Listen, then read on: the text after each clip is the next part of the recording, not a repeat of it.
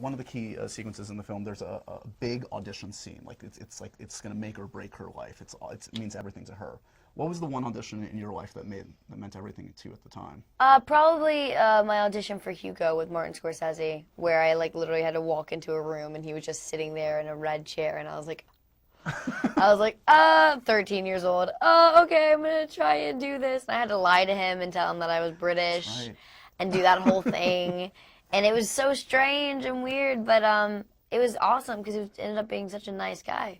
Do you have any horror audition stories? Is there one in your mind that you always think of, like, oh my God, how did I even walk out of that room or walk into that room? I haven't had anything crazy. My first audition, like one of my first auditions I've ever done for Amityville Horror, my first movie, I had to like cry over and over in all these auditions and prove, because when you're a little kid, that's what it means to be an actor, is being able to cry.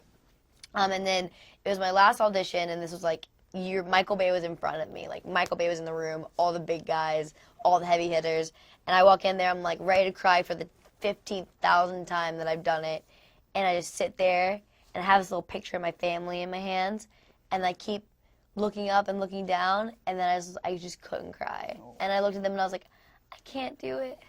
I can't cry. It's not working. It's funny because and they were like, oh no, this poor little girl. It's funny because most actors at a certain point after they've worked with Michael Bay, they cry. Yeah. It was the opposite for me. It was before. It was in the audition room.